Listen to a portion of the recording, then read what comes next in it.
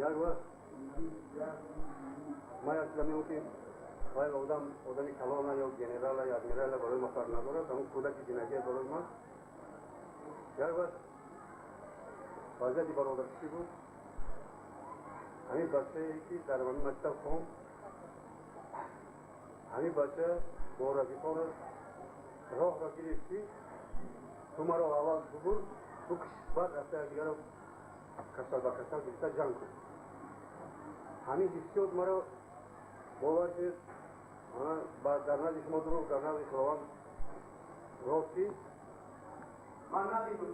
شما دیگر را میکشید شما پروفسور دیگر را میکشید من حیران موندم که این بچه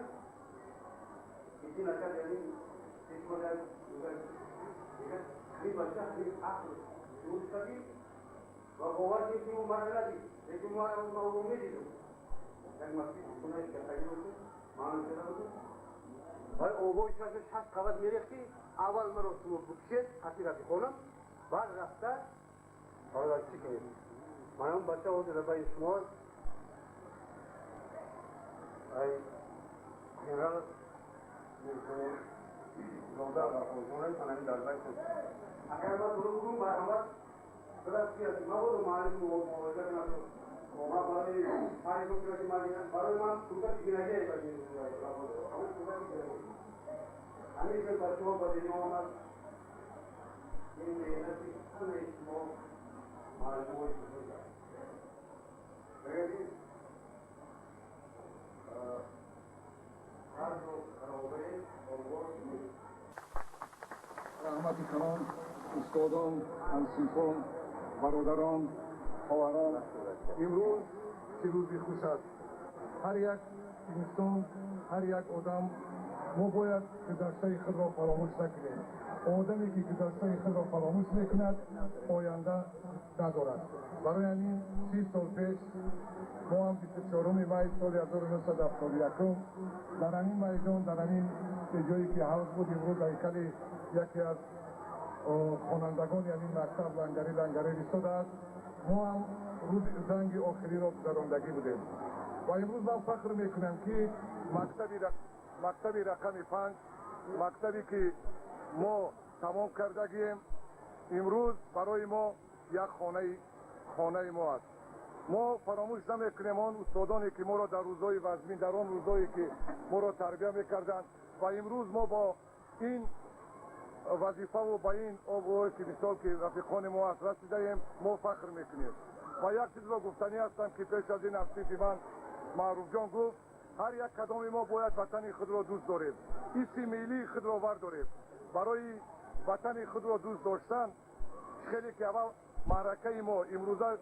روزی که زنگ آخرین بود که سر شد از گیمنی از سرود ملی تاجیکی این برای ما فخر کردن است که هر یک گرجدنین تاجیکستان کسی که در تاجیکستان ما زندگی میکند باید سرود ملی ما را داند از یاد داند و برای همین ما باید فخر کنیم هر یک بخدوری ما آن است که آن روزای وزمینی که خلق تاجیک گذراند با بزرگی ملت ما در آن است که آنها فرهنگ ما گذشتگان ما بسیار گذشتگان بزرگ بودند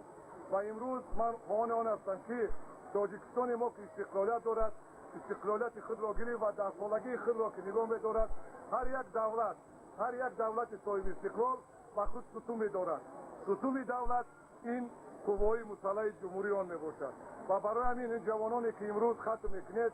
و من باوری کامل دارم که شما هم برای وطن خود خدمت را میکنید قرض گرجدنی خود را برای وطن خود اجرا میکنید و من فخر میکنم که از ختم کنندگان مکتب رقم 5 که اون وقت به نام کروبسکایا بود و امروز به نام لنگری است جوانانی برآمدند که برای